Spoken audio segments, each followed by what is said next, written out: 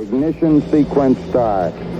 6, 5, 4, 3, 2, 1, 0. All engine running. Liftoff. We have a liftoff. 32 minutes past the hour. Liftoff on Apollo 11.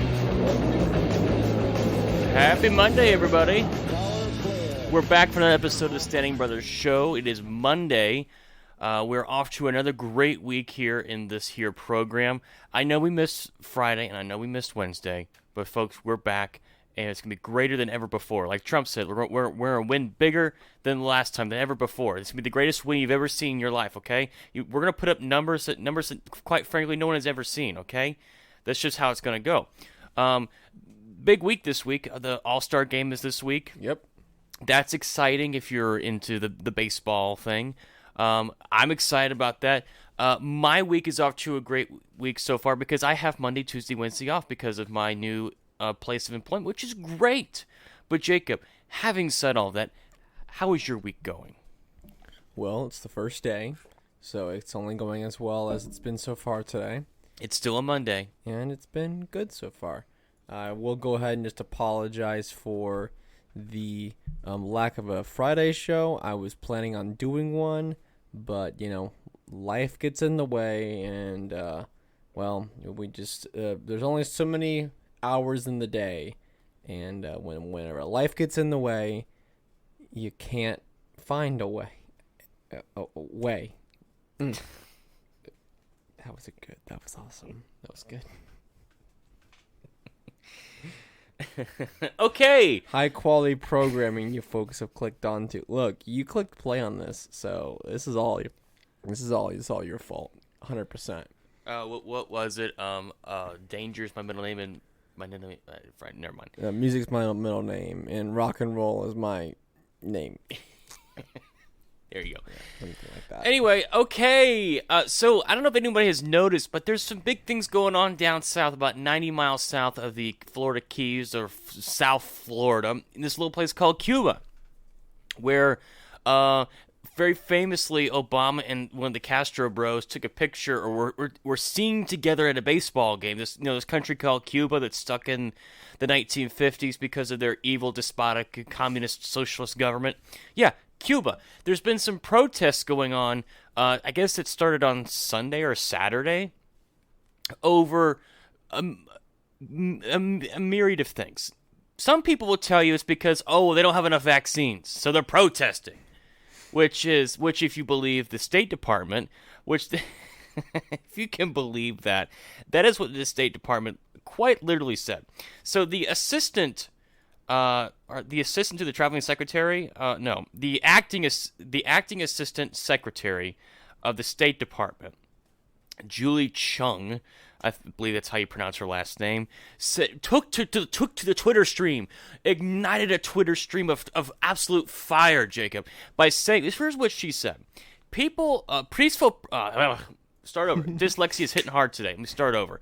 Peaceful protests are growing in Cuba as the Cuban people exercise their right to peacefully assemble to express concerns about rising COVID deaths and cases and medicine shortages.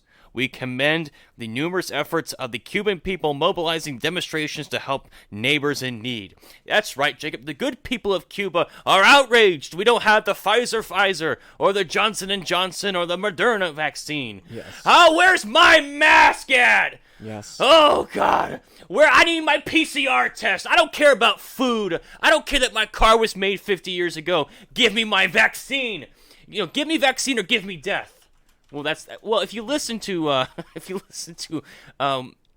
Fauci on this, if you don't get the vaccine, you're basically asking for it. You're asking for death. I mean, so it's true. If you're listening to what these people are saying, because we don't have the PPE and the vaccine, that's why we're taking to the streets to protest our government. It's not because we have a lack of food or a lack of internet or power or basic necessities like running water. Who cares about those things? Those are material things, Jacob. Those things can be bought and paid for later. Give me my vaccine. Yes, because they're out in the streets chanting freedom. So freedom means government tyranny and vaccines. Right. That's obviously what it means. Now, if you were to listen to the New York Times, They would tell you, this is Corey from Miami now. This is the New York Times. This is the Eye of Mordor. Shouting freedom, quote, freedom, and other anti-government slogans. Thousands of Cubans took to the streets in cities around the country on Sunday to protest food and medicine shortages, and a remarkable eruption of discontent not seen in 30 years. Since when did freedom become an anti-government slogan? Well, I guess to the New York Times, it's always been that way. Yeah, so if you were to ask any libertarian or maybe some hardcore conservative, they would say, oh yeah, freedom from state intervention, freedom from Joe Biden or Trump or whoever telling you what to do, right? Oh, I really don't care. I need freedom from Fauci, from the CDC, from the State Department, whatever. It's freedom from government. So I guess it is somewhat an anti-government sentiment or a saying. But isn't it funny that here you have these people saying anti-government things because their government controls everything? So how could it not be anti-government? So I guess they're kind of right in some ways. But it's funny how the New York Times will try to shift this or slant this as some kind of anti-government slogans. Well, I guess from what we're being told by the mainstream media, by AOC and all these other folks, that we need, or Bernie Sanders, we need a more socialized government. We need more socialized systems where everyone shares, where the responsibility is on all of us to take care of everyone. We need the government to provide health care and basic necessities as food and shelter and medical care, and we need them to provide child care and all these things, right? The socialist utopia is what they're projecting for us. Well, they've been trying that in Cuba for about 60 years, and it's gone terribly wrong. It's gone very, very bad. You can even look at places like Venezuela, right? They had some of the largest oil reserves in the South America, and they're one of the poorest countries in the world. Not working out so hot for them, isn't it? Nope, not particularly. Not so great. So it's the Biden administration's response to this has been pretty stupid, pretty bad. At first, it was about, well, these protests as a result from unhappiness about rising COVID cases and deaths in the island country. No, I don't know I don't know how you get freedom. When they say they're shouting, when they're shouting freedom, Jacob, that means vaccine. So anytime someone says freedom, they really mean vaccine, which is kind of the biggest mental gymnastics that you would have to do. Now, I to me, this is hard because we have seen these kind of protests and things like this have just erupted almost spontaneously many times. And the first thing that I thought of when I saw that they were protesting, I thought, oh, here we go again, another CIA coup. Here we go again. But could I be wrong? Maybe. Could this be legitimate? Probably. I think at some point the people in Cuba are like, you know what, we've had enough of this. We've had enough of the Castro brothers and their reign of terror on us, and we don't have the basic necessities like food, shelter, water, basic medical supplies and things like that. Forget about the vaccine and the other things, but we don't have those things. And we're told that this economic system that they put in place, socialism or communism, is supposed to fix all of that. Well, it isn't working. The Biden administration later had to change their statement, saying, well, he said, as he said today, he said, the America stands by the Cuban people in their Clarion call for freedom. That's quite a big difference in take that you had just from about 24 hours ago. Because it was, oh, well, they want that vaccine. Now it's, wait, no, we can't lie to the people anymore. It's about freedom. And there was the mayor in Miami. I don't know if he's Republican or Democrat. Probably Republican. Said that the United States government needs to get involved with with what's going on in Cuba. And my first thought was, no. What is the U.S. government or the military going to actually do? How is the U.S. military getting involved going to do anything? What are we to do there? I even saw Austin Peterson, who is a pretty prominent libertarian on Twitter, and he ran for president in 2016 on the LP ticket. he had said that, well, we just need to bring Cuba in as like a territory, or not necessarily as a state, but even if it were to become a state, bring them into the fold, into the banner of America. And I thought, well, why? No. To me, this is the biggest thing that I have against the conservatives and the neocons and the neoliberals, is that, well, anytime that there's people who are who are cheering for their freedom, who are fighting against their oppressors, well, we have to step in and help them. Why? You saw this what happened in Hong Kong when they were waving the American flags, and you saw the same thing here in Cuba when all the protesters were waving the American flags, and you had all the reactionary right saying, "Oh, can you believe how the people in Cuba and Hong Kong are more patriotic than Americans?" You look at me, cheeky monkeys, you know. To me, that doesn't. So what? So what? You know, they say, well, you got some Olympic athletes that won't face the American flag.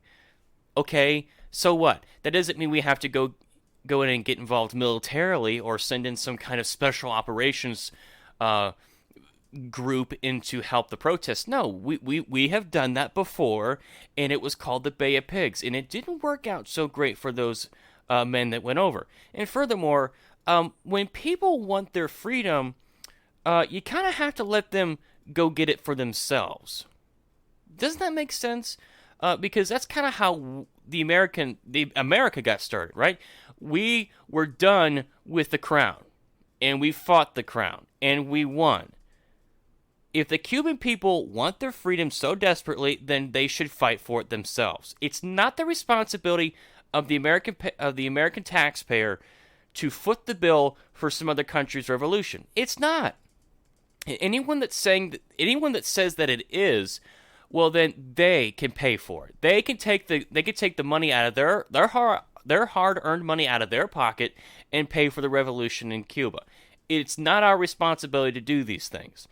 But I did read this thing from RT, who I guess it's Russia Today, but they were quoting the James Bovard, who is a great journalist and does a lot of great work on these types of things, and he said there's some kind of irony when you see these people in different countries, whether it's Hong Kong or Cuba or wherever, when they're waving the American flag in their protest, trying to get the Americans' attention. And there's a bit of irony because, you know, America has become a snitch nation, right? We're snitching on each other. The whole cancel culture. We just went through a whole year of demonizing white people, demonizing. For years, the left has demonized Christian conservatives. We have this thing where the war on terrorism is coming home now, and the United States is much less free than it used to be. But yet you have these people waving these flags, and they're saying, "Well, we need the freedom of America." Well, I don't think you want some of the things we've got going on here, because if you look at the Austin Peterson point, or the other people who are saying, well, you know, we need to make Cuba the 51st state, or bring them in as a territory. Why? So they can pay federal income taxes? Why? No. So they can have their fair share to pay off the national debt? No, they're already an impoverished nation. What they need to do, and what we need to let them do, is fight off their oppressors. And let them be Cuba. There's no reason why they need to be the 51st state or another territory of the United States. Let them be Cuba. Right? America's big enough as it is. We don't need to bring anything else in. We are way too big as it is. And I don't see how bringing in another country who has a terrible economy, a terrible everything about Cuba is terrible. Besides the people there are good. The food's good. I hear Cuban cigars are good. But there's no reason for us to bring them in, because just because we can, that doesn't make any sense. I had another point that I wanted to make about this. I can't remember what it is now. So Jacob, do you think we should get? Here it is. I remember what it is now. So the Biden administration, I just saw about an hour or two ago, had released a statement saying that the Cuban people better be careful about how they the Cuban government better be careful how they treat their protesters. They better not use violence against their protesters. And I thought, that's interesting. I bet Ashley Babbitt would like to have a word with those people about that. Yeah, didn't you guys shoot and kill one of them or something? Last time I checked. And we still don't know who that Capitol police officer was that shot Ashley Babbitt. So here she was, a protester at the Capitol, right? No more peaceful than the Black Lives Matter Antifa protesters, if we're using the same logic here. The same kind of thing, right? But yet she was shot and killed by a Capitol police officer in the Capitol building. It makes me, the irony, the hypocrisy is so blatant, it's so obvious that it's like, oh, come on. Everyone's got to see this and realize that we're in the Matrix here. Here you have, we just went through a year where the Capitol police officer shot and killed a protester, and now you have the Capitol Police saying, well, we got to set up all these kinds of branches across the country to root out radicalism. You know, you had the FBI and Facebook saying it. You know, if you see something, say something. Don't let your friends be radicalized online by these right-wing groups. They're doing all these things, and then at the same time, they will criticize another government and say, you better not treat the protesters badly. It's like, wow. Who are you? Wow. Where do you get off saying that? So, Jacob, what do you think? About the whole protesting and everything. Biden, the whole Cuba's, situation. Cuba's protesting, I think they've had enough. I think that, I don't know what the situation as far as the COVID restrictions are in Cuba, but I think they've had enough. I think that Cuba, they finally, it's the straw that broke the camel's back, if you want to use a cheesy analogy. They're out there in front of the National Capitol building, just shouting freedom, freedom, freedom. That's nothing, has nothing to do with vaccines or, being protected from the virus or anything like that. And this had nothing to do with, Castro giving them the education, or which is what the socialists will always say, is that well Castro provided a good schooling for everybody for free. They're not out there chanting; they're chanting freedom.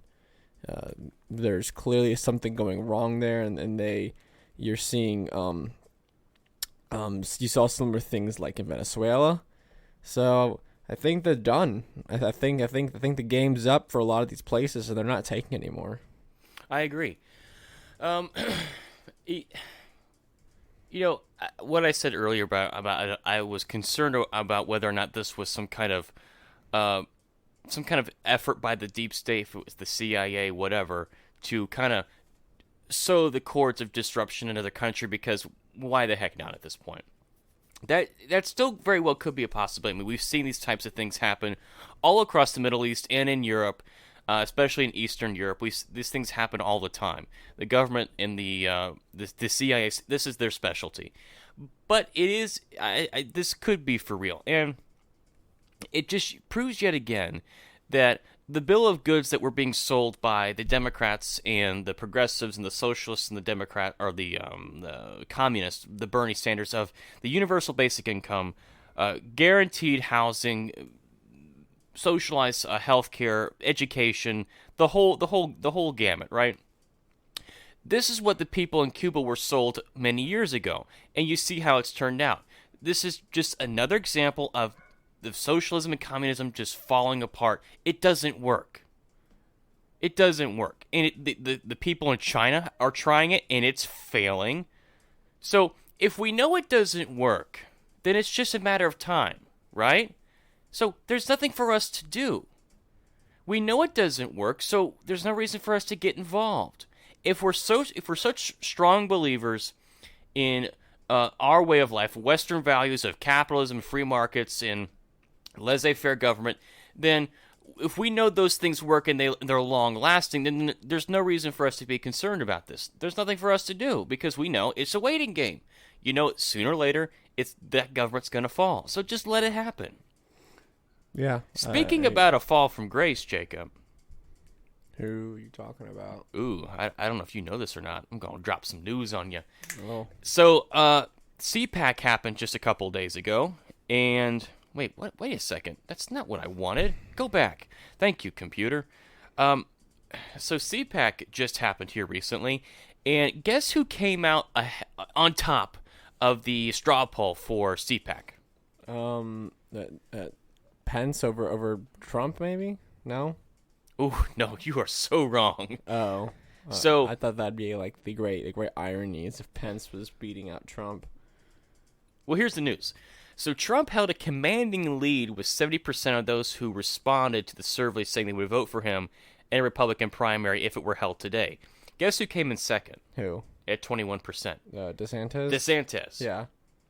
So that's just pretty. You knew this was going to happen, right? Yeah. So here Trump is probably the best Republican candidate. I'm not saying that he was a great president or anything, but probably the best Republican candidate to run since like ever, because no one has got the people this excited maybe since Ron Paul about wanting to vote for him, right? Because he's the most charismatic, bombastic character who has ever run for president.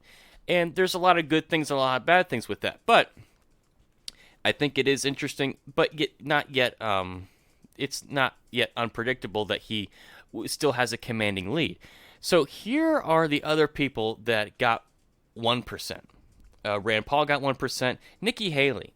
How is she still even relevant in the Republican Party? Or someone out there who wants her to be president. Who?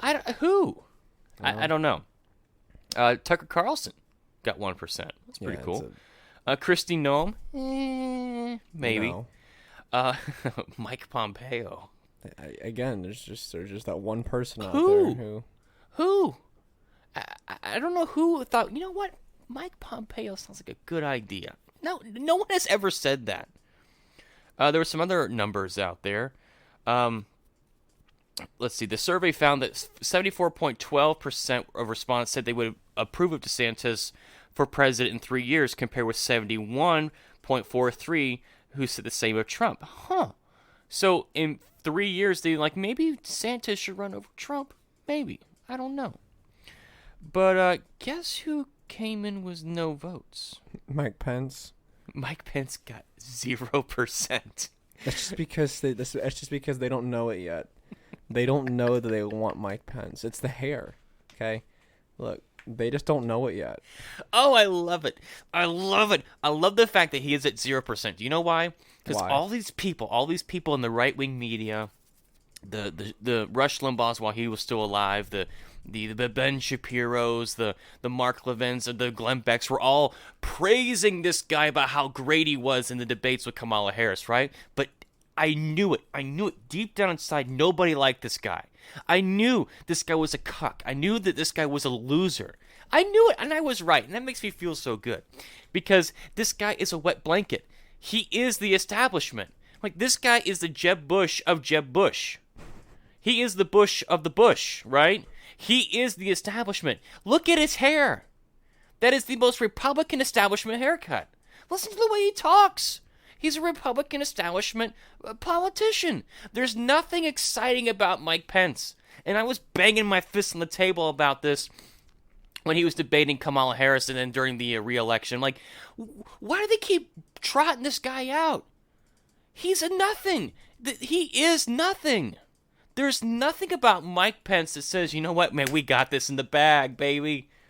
You could say that about Trump, most certainly. But Mike Pence, that guy's a loser. So you know what's going to happen? So if Trump decides he's going to run again, which he more than likely will, he was on with Sean Hannity the other night, and Sean Hannity said, I'm not going to ask you if you decided to run yet, but I want you to answer this question, yes or no. Have you made a decision? And Trump said, well, yeah, I made a decision, but I'm not telling you what it is. Wow, some hard-hitting journalism there. It is. That's some good stuff right there. So here's what's going to happen in 2023, 2024. It's going to be Trump DeSantis. Because Trump is the head of the party at the moment because he was the last Republican president, so that's kind of how these things work. But if you want someone that's going to energize the other red states who refuse the lockdowns, refuse the restrictions, there's no one better than DeSantis. Who are you going to pick? Kemp? Talk about another loser. Of course, Trump's not going to pick Kemp. Kemp's the biggest loser next to Pence. So it's going to be the two biggest middle fingers to the establishment, to the branch COVIDians, and all the nonsense. It's going to be Trump, DeSantis in 2024. What do you think? I don't think it'll be Trump and someone else. It won't be Trump and DeSantis. DeSantis will run in 2028. You don't think he'll try as a vice Trump president? is not going. Trump and DeSantis won't run if DeSantis won't run if Trump runs. Why not? Because they're too similar. They'd both like cannibalize each other. I don't think so. I don't see them both running together. Now, if Trump were the vice president, yes, but I think DeSantis can be somewhat molded to, you know your place, know when to shut up, but you can't do that with Trump. That's just not who he is. That's not how he operates. I think that it very possibly could be Trump DeSantis. I could be wrong, and I probably am wrong, but this just shows where things are at. Do you know who also came in at 5%? Who's that? Trump Jr. Well, I mean, when he's done having like his coke-filled eyes, he'll have time to run, I guess. I guess he's got to get married to that Guilfoyle lady first. Probably. Are they already married? I have no idea. I don't know. Anyway, but yeah, so Trump DeSantis 2024, who's ready for it? Yeah, let's go.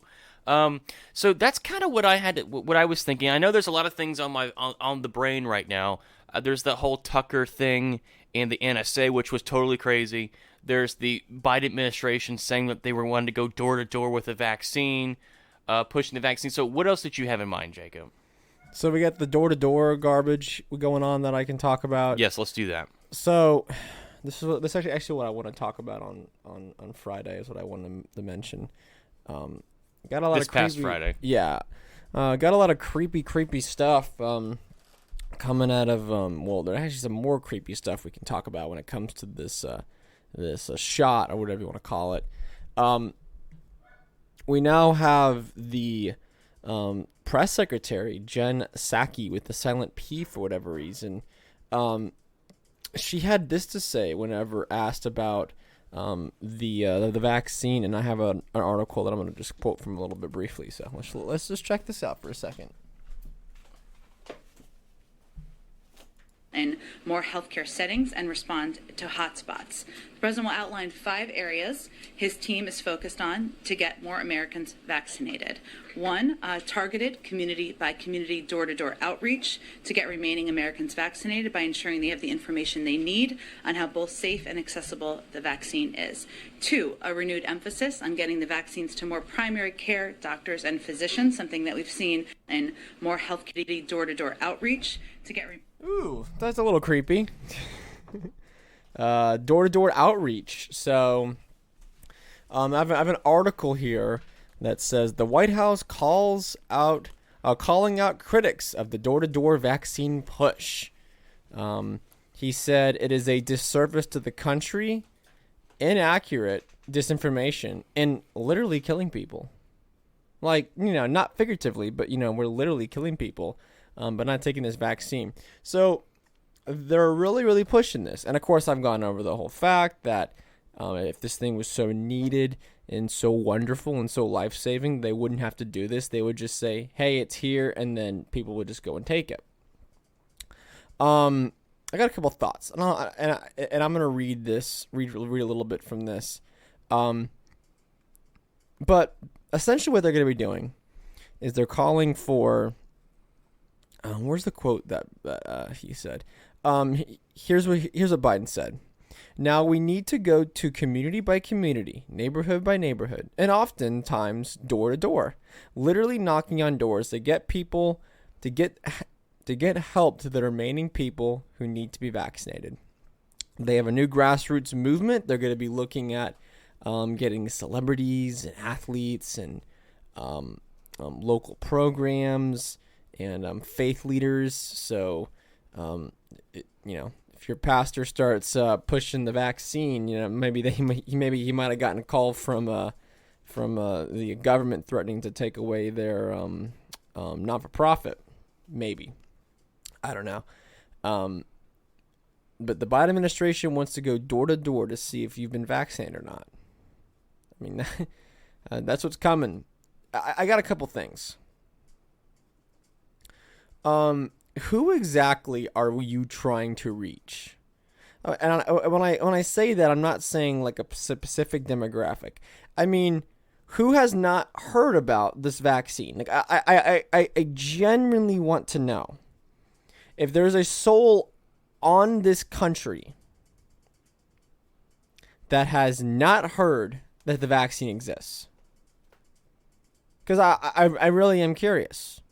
Who are you trying to reach? What is the effort other than light intimidation or social pressuring to take it? Who are you trying to educate? I'm not sure who I'm understanding that you're going to go knock on someone's door and it says, hey, have you got the COVID-19 vaccine? What? There's a COVID-19 vaccine? Well, wait, what? I had no idea. Well, thank you. No, that's not a thing. Everyone knows about this thing.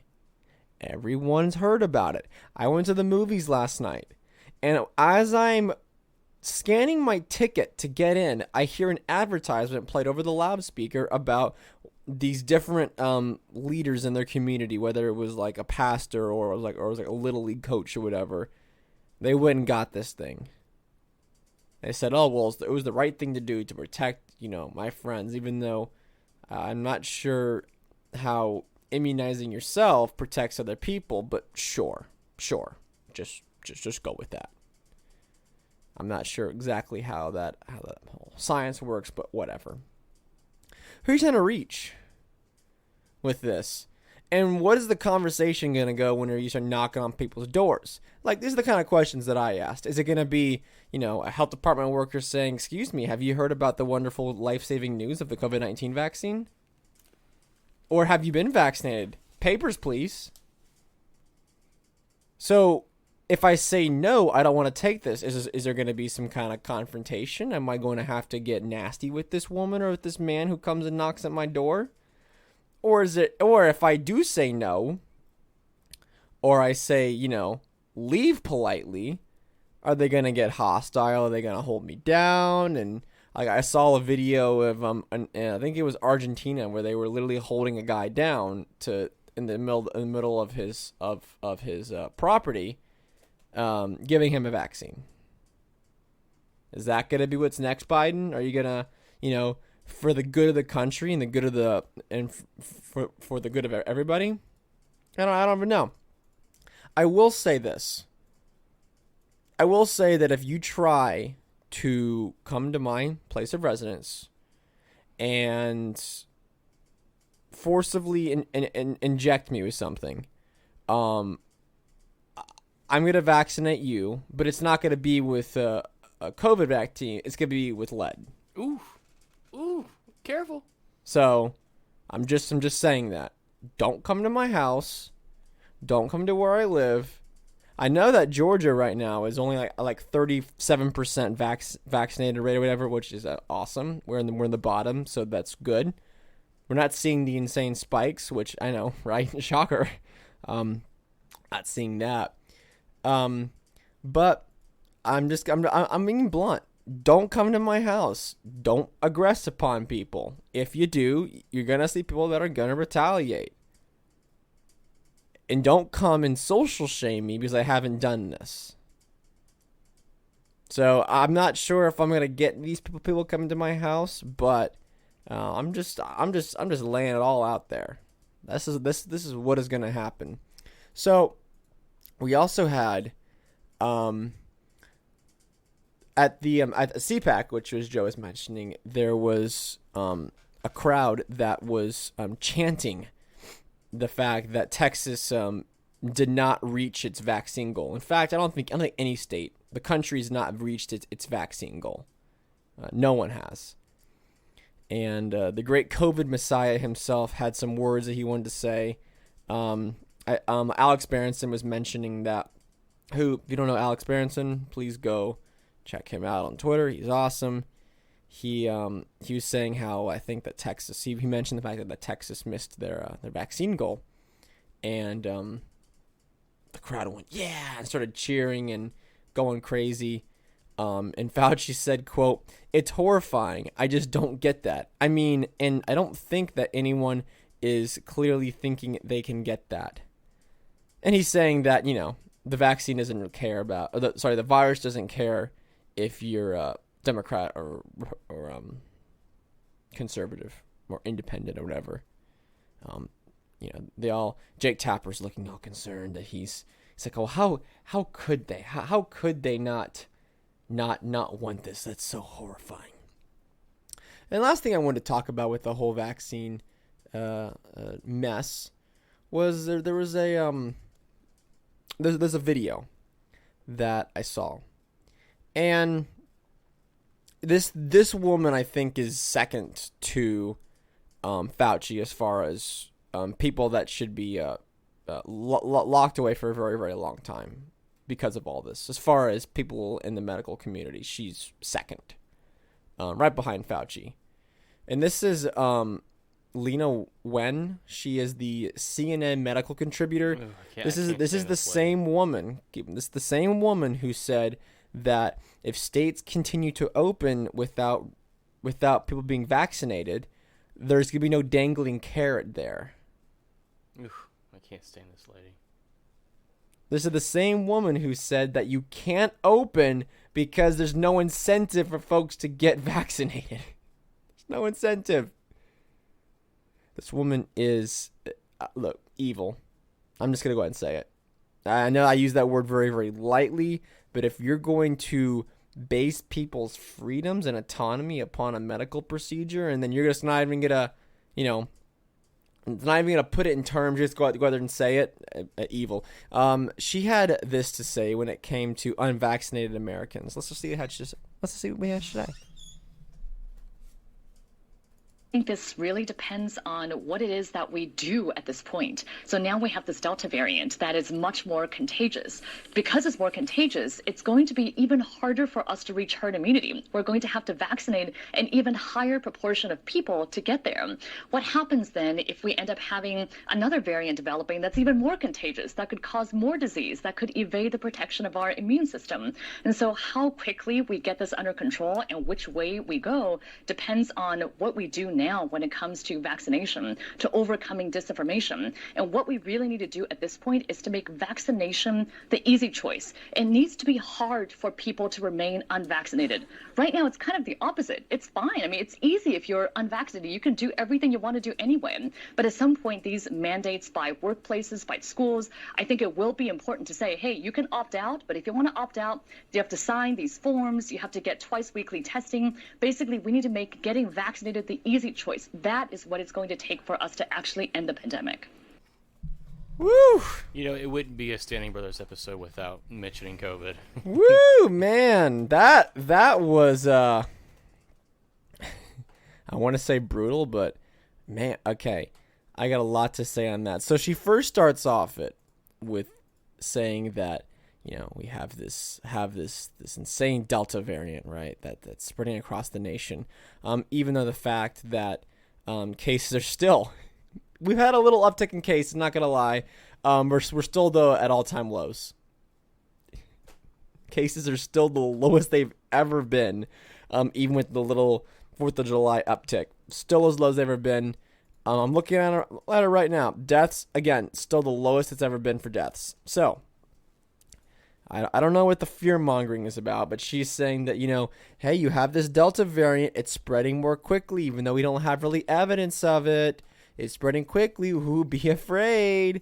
Don't go out in public. Hey, if you don't get vaccinated, there could be another variant that could be even worse. Ooh, we don't know. I don't know. I mean, this could happen. There could be a variant that as soon as you contract it, you die instantly. Like you just drop dead. I mean, that's possible. I'm not saying it is going to happen, but it could happen. I don't know. So, again, first thing that she says is that this whole whataboutism, this great prediction for the future, which if anyone is following this, the prediction rate of a lot of these people have been pretty weak, to say the least when it comes to that.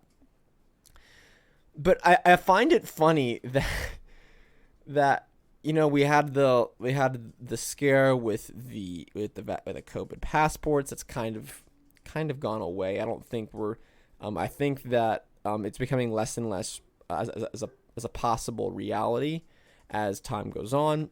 I'm not saying that it's completely gone, but it's definitely looking less and less likely. And then you have this woman up there who says that life needs to be hard for unvaccinated Americans. So I'm going to change the wording. Life needs to be difficult for people who are just normal. Someone who has an immune system and wants to continue on their life. Life needs to be hard for them. But it needs to be easy if you've taken the vaccine. So remember whenever a part of Liberty Twitter got blasted for comparing the COVID passports to the yellow stars on the Jews, I'm gonna go on a limb and just say that probably if you wore a yellow star and you were Jewish in Nazi Germany, life is probably not that easy. I'm gonna say it was probably pretty hard. Couldn't shop in some places. You couldn't go. I'm going to go someplace. I'm going to get ready. America in 1950. Pretty hard if you were a black person. It's kind of difficult. You couldn't go to some stores. You couldn't use certain restrooms. You couldn't sit on certain seats in bus transportation. Pretty difficult. But if you were white, it was easy. That was the easy choice, dude, back then. Well, it's like for kids that haven't gotten the vaccine when they go back to school. As if going to school wasn't hard enough already. Now you're going to add this another layer onto it where if you haven't been vaccinated, you're going to have to continue to wear a mask or have to sit in the back of the room or something like that. That to me is just, why would you do that to a kid? Why? Why would you do that to a kid? That's evil. And this lady is insufferable. I have never liked this lady. She should be put up against the wall just with the rest of them. But what I was saying is that we got blasted and called out for insinuating that there's some kind of two-tiered society. Mm-hmm. And of course they were like, "Oh, of course you're being a fearmonger. You're crazy." Well, I literally have a woman now saying that we need to that the ability of your life to go out and do things needs to be solely predicated on whether you've had this medical procedure or not. Well, okay, so yes, that's true. But this is also CNN, right? Then it doesn't matter, Hang on, I'm not finished. This is what CNN does. They will continue to hype COVID because they got nothing else to do right now. But if you look around and if you go to Walmart, at Walmart they say if you've been vaccinated, wearing a mask is optional. Everyone else, we ask you to wear a mask if you haven't been vaccinated. Well, if you walked into Walmart recently, at least the one that we go to, nobody's wearing one. And I can guarantee you not everyone who goes into Walmart has had the vaccine. It's over. So they're grasping at straws now. I'm sorry, but it isn't going to happen. You've got Disney, you've got Universal, you've got movie theater chains saying masks are optional now. There's what else can they do now? Because you've got all the major corporations and companies loosening up the restrictions that they had on their customers. They're not going to go back and do that again. At least I don't think they are. This honestly feels like a last-ditch effort. That's what it is. This Delta variant truly, to me, feels like this is their last stand. This is the last shot they've got to lock us down again, to take away our liberties one last time. And I think the rest of the world is done. I think that now, especially when it comes to tourism, places like Disney World, which are not meeting their numbers they're meeting right now. You have theaters, which are just restaurants finally begin to open it back up. They said, you know what? We're going to roll the dice. I really don't care. It's over. You have the ones that are coming out on the other side of this aren't going to do it again because they knew they just barely scraped by. Well, see, what I would have loved is someone to ask her on that panel and say, okay, are you not going to ask Disney, Universal, movie theater chains, all the airlines? You're now going to ask them to go back and have customers and patrons prove vaccination. Are you going to do that now? No, they're not going to do that now. Here's what they could do. what they could do is they could, when you walk into Disney, you got to show your papers, right? And what they could do is that they could put little yellow Mickey ears if you haven't been vaccinated on. But they're not and gonna then you do that. No, look. You could put little yellow Mickey ears on the people who have not been vaccinated, and they have to wear their mask, and you can't take the Mickey ears off because But if you have been vaccinated, then you don't have to wear one. But they're not going to do that. No, but they have to be separated, and they have to go to separate parts of the park, and there are a lot of other parts of the park. There's no way you're going to be able to control that crowd, though. That's just the not going to happen. That's the way that's the way that it's got to be, right? Life has to be difficult. Life has to be hard for them.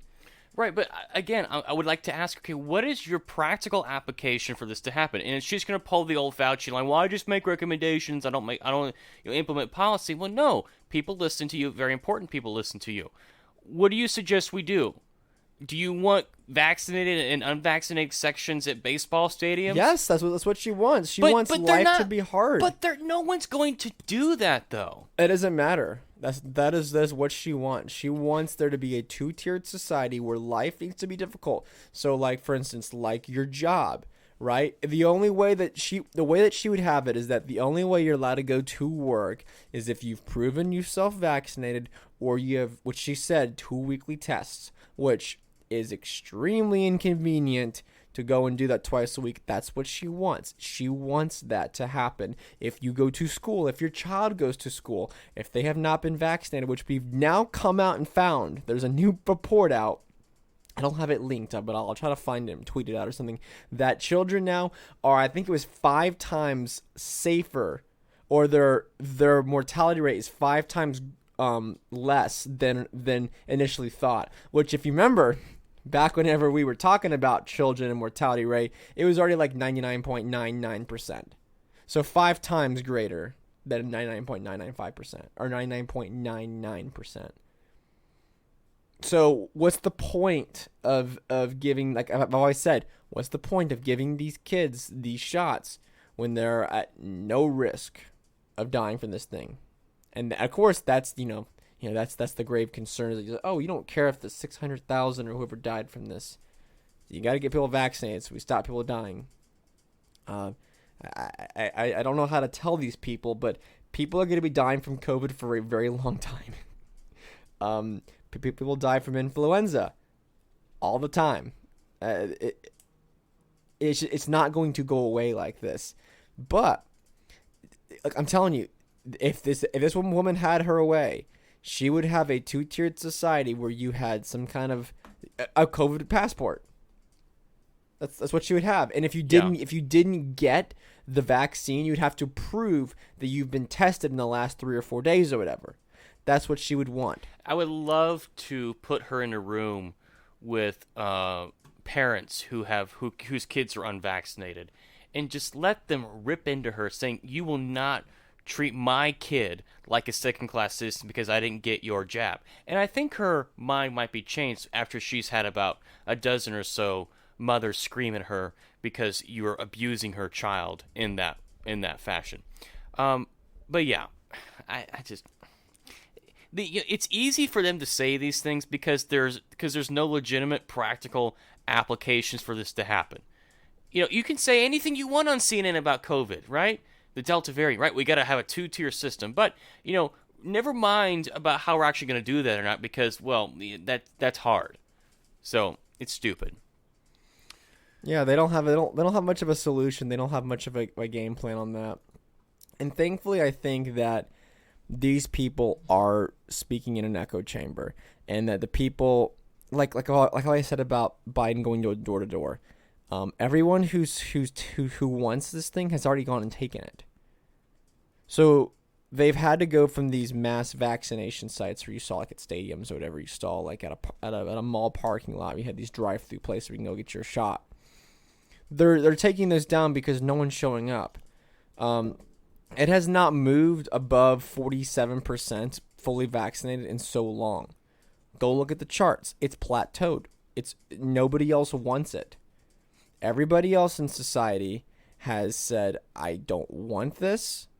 Don't need it. Or I don't want this for many reasons. They have rejected this, whether it was based on the fact that it was rushed or based on the fact that as of today, the FDA has added another warning label to the Johnson & Johnson vaccine, citing that it has a chance of a rare, I think it was like nervous system problem.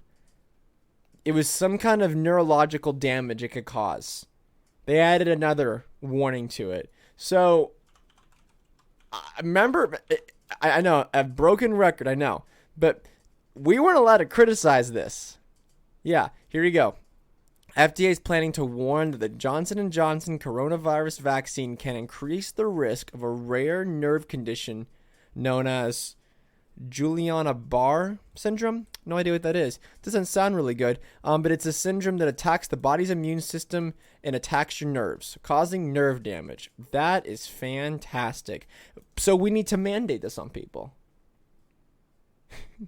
But Jacob, it's only a tiny risk that you'll get that. But it's only a tiny risk that I'll actually have any issues with COVID. But that's not okay. I saw that, and a lot of people in the comments were saying, well, this is not that big of a deal because a lot of other vaccines and other drugs have this same warning label on them. And I thought, well, that kind of defeats the whole purpose of safe and effective. But is it still safe and effective, though? Right, and that's what they said. Even though this is possible, and of course all these other drugs may have come with that same warning, it's still safe and effective. Still get it. It's like it seems like every day now we're getting more information. Oh, you got the enlarged hearts with young people. You've got now you've got this. Now you had there for a while people were they were getting blood clots. Is that what it was? Look, the CDC had to sit down and say that this is an alarming rate of young men who have inflamed hearts. They had to sit down and say that we are overwhelmed by the amount of people that are getting this based on our initial predictions. But it's still safe and effective, and we need to go around social shaming people and having a two-tiered society for those people that haven't taken it.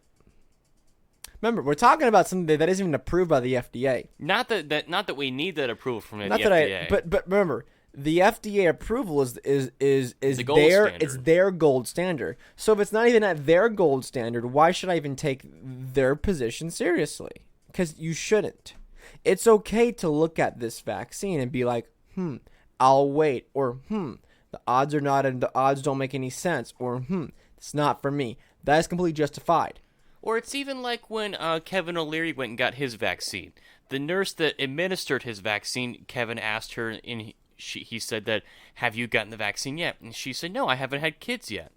And he said, maybe we should give people a choice. Because here you have a young woman who hasn't had children yet, who may decide that she wants to have children. And who knows that this vaccine is going to do something maybe down the road where it makes it much harder or impossible for people to have kids. Maybe they should have a choice in that. Does that mean to put them in as a second-class citizen? No! That's insane. Give people the option, give people the choice. I completely agree. Now again, if you want to get it, fine. But talk to your doctor first. Don't listen to us. Don't get advice from us or people online. Ask your doctor. Talk to your doctor. Don't listen to TV doctor, Dr. Fauci and that other lady from CNN. Go to your doctor who knows you and decide what you need to do. Yeah, that has been the position of us in this show for the longest time, is that I don't care if you go and take this. Like I couldn't care less.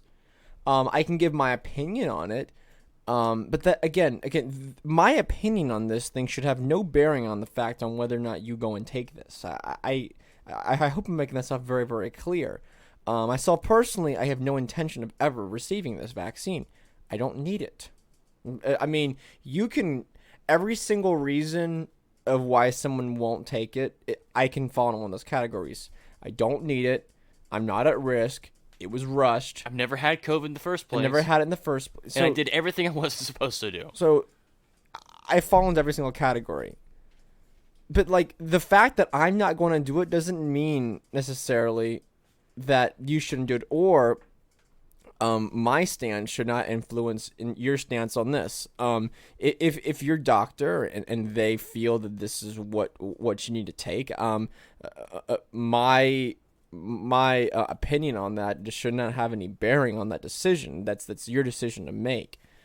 Just as like, someone else's decision, I don't take a whole lot of bearing when it comes to issues that are personal and of your own health.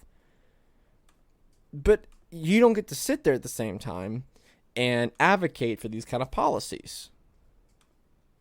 If you look at the flip side, thankfully I've met a lot of people who have received this and they've been fine, who hold that correct position. They're like, I got it, but I don't care if someone else doesn't take it. That's their right. That's the right. Whatever. Yeah, that's the correct position to have. And you know what? What that position has applied to? Everything else in history forever. Right? We never had this issue when it came to vaccinating other things. Because for long history we knew that if you didn't give your child the polio vaccine or whatever, you're not going to endanger my kid because my kid is vaccinated. So that's typically how vaccines work. I know this is not a medical, not a science show, but little brush up on that in case you fell asleep in science class. I know they would like to make you think that that taking this protects other people, which completely makes no sense at all. There's also no evidence to suggest that you can't mutate a virus after being vaccinated. I don't know how this is going to end. I will be interested to see that who steps up, because I know Biden called out for leaders in communities and leaders in faith, so churches, to start pushing this and start educating people. Now that that's already been out, now that this all happened over like Friday and Saturday. Curious to see the next couple of weeks who starts talking about this. So if you hear your pastor, whoever, start talking about this, or you hear your teacher or your football, baseball, whoever coaches, begin talking about this, or your favorite celebrity who has taken no position on anything political and all of a sudden starts tweeting out about the importance of taking this. Be curious to see who takes the bait and actually goes for this, as well as more and more governors and local leaders. I'll be curious to see who does that, because then at that point you'll know that something's going up. Yeah, I don't disagree. One more thing I wanted to mention about Cuba, now I was just thinking about it. The best thing that the Obama administration ever did was lift the embargo on Cuba and the sanctions on Cuba, because that only went to hurt the people of Cuba, because sanctions are terrible and they do not have the intended effects that people think they do. Like, everyone was praising the sanctions on China from the Biden and Trump administration, and it's like, well, sanctions don't actually hurt the people they're supposed to hurt. It's kind of the people who get screwed in the end. So yeah, that is a good thing. And if Biden wanted to do anything to help the situation, it's okay. Any other sanctions, tariffs, whatever that are still on Cuba, lift them, because there's no reason for this to continue. But yeah, anything else, Jacob? No, that's it. Thank you guys for listening to episode number 97. That's kind of crazy. Oof. For 100, do something special for 100. I think that'll fall on that Friday episode. Maybe I'll do something fun for that. I'm gonna try to make up the missed Friday episode. I'm thinking of something cool. I might do a cool little live stream again on Friday. We'll see if I can find enough things to kind of talk about. I can put something together. You guys can come hang out. If I get enough people in there, if we get a couple people in there, we can just hang out and just chat and ask questions, stuff like that. I know that, hey, All-Star game is this week. I'm excited. Yankees actually played pretty good the last couple of games. They looked much better. How about some Garrett Cole love? I know. Up there? I saw the highlights. It was amazing. That's what we paid him to do. He went out there against the Astros. Lights out, shutout. Three hit shutout, 130 pitches. Boone came out there to pull him out, and he's like, blankety blank, no, blank blank, I'm not leaving, blank blank. And did what an ace does. It reminded me of whenever Mike Mussina was yelling at Joe Torre saying, "Get back in there! I'm not leaving. Get back in that dugout." And Joe's like, "Okay." Joe's like, "Okay, I'm not coming out." That's what an ace does. I can respect. I almost said Giardi. I can respect Boone for going out there and talking to him because that's kind of his job. That's what he's supposed to do. And it is interesting because yes, you do. The players do need to respect the manager because he is in charge of the players. But it is kind of cool to see. I effing got this. Get back in the dugout. Yeah, I love seeing that. Yeah, and that's what that is what a ace does. An ace sits face out of the franchise. Yes, that's what it's supposed to do. It's supposed to say, no, this is mine to look. If we lose the game for that, I'll take the blame. I'll put it on my shoulder. I'm putting the whole team on my shoulders, and I'm gonna carry us to the end. Yeah, that's what a real ace does. Because his last couple starts have been kind of, they've been okay, nothing great. But this last start was just perfect. Yeah. Is he gonna pitch in the All-Star game? I mean, I assume so at some point. He's in the lineup. Yeah, so, I mean, see what I expect him to start the All-Star game. What I really wanted to see was a DeGrom Cole starting pitching for the All-Star game. I thought that would have just been just beautiful. But that probably may not happen. So I went and played 18 holes today. Golf. Do you know what I shot? What'd you shoot? Over 120. Oh, well, that's something all right. Give me a break, folks, okay? Because Johnny, our little brother, broke my driver because he was being stupid, and then so I didn't have that, and I didn't get started until late in the morning. But you know what? It's okay. And I've only been playing for like 2 or 3 weeks, so give me a break, folks. Anyway, that's it for today, folks. Thanks for listening to this here program. We'll be back on Wednesday with the Joe Show, then on Friday with this here program. Who knows if I'll be here or not? We don't know. But until then, folks, thanks for listening, and peace. Tranquility Base here. The Eagle has landed. Roger, plane. Tranquility, we copy you on the ground. We got a bunch of guys about to turn blue. We're breathing again. Thanks a lot.